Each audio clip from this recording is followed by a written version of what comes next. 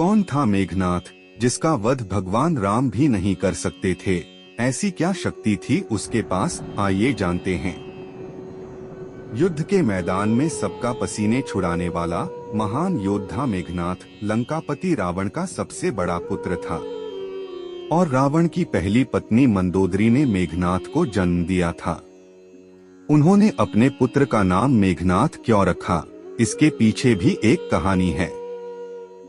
शास्त्रों के अनुसार जब मेघनाथ का जन्म हुआ था तब उसके रोने की आवाज एक साधारण बालक की तरह नहीं बल्कि बादल के गड़गड़ाहट की तरह सुनाई पड़ती थी, जिसके वजह से उस बालक का नाम मेघनाथ रखा गया।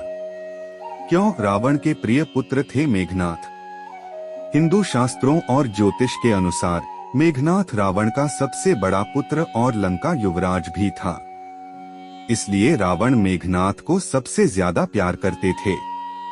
कहते हैं कि जितना बड़ा महान विद्वान ज्योतिष रावण था, उससे भी कहीं ज्यादा गुणवान महान योद्धा और सबसे बड़ा ज्ञानी वह अपने बेटे मेघनाथ को बनाना चाहता था। इतना ही नहीं, अपने पुत्र को सबसे ज्यादा ताकतवर और अजर अमर बनाने की कामना को लेकर त्रिलोक विजेता रावण ने सभी देवताओं को अपने पुत्र के जन्म के समय एक ही स्थान अर्थात 11वें घर में विराजमान रहने के लिए कहा था।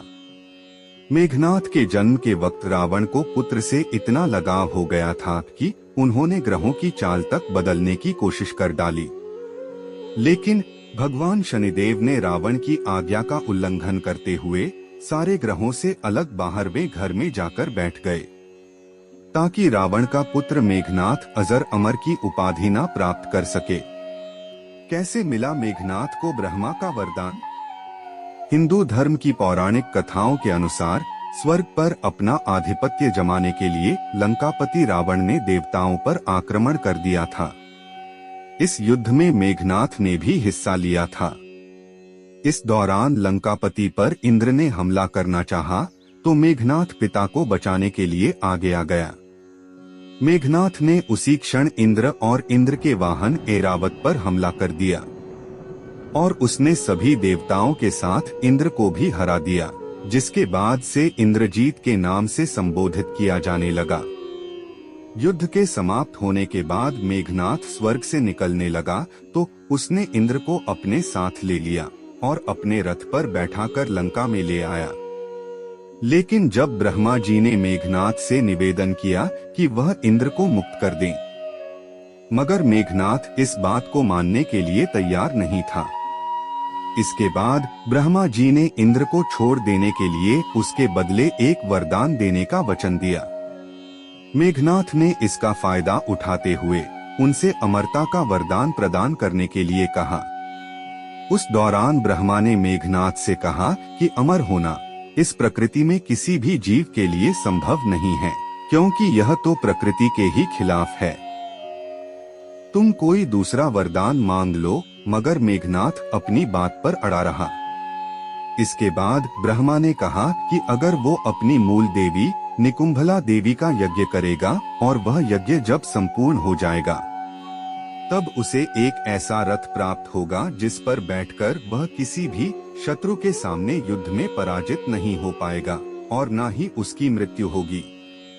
इसी के साथ ब्रह्मा जी ने इंद्र को यह भी बताया कि सिर्फ धरती पर एक ऐसा होगा जो मेघनाथ का अंत कर पाएगा, जो 12 सालों से सोया ना हो। इस वरदान के चलते लक्ष्मण ही ऐसा व्यक्ति था जो मेघनाथ को मौत के घाट उतार सकता था, क्योंकि वो वनवास के दौरान 14 वर्षों तक सोया नहीं था। इसी कारण राम रावण युद्ध के दौरान युद्ध क्षेत्र में लक्ष्मण के हाथों ही मेघनाथ का अंत हुआ। धरती पर मेघनाथ था सबसे शक्तिशाली। कहते हैं कि इंद्रजीत के बल की जितनी तारीफ की जाए उतनी ही कम है, क्योंकि वो अकेला ऐसा योद्धा था जिसने एक ही दिन के युद्ध में 67 मिलियन वानरों को मौत के घाट उतार दिया था और लंका में वह अकेला ऐसा योद्धा था जो पूरी वानर सेना को अपनी गर्जना से बिखेर सकता था, मगर घमंड की वजह से मौत के घाट उतार दिया गया। वीडियो अच्छी लगी हो तो वीडियो को लाइक और चैनल को सब्सक्राइब जरूर करें।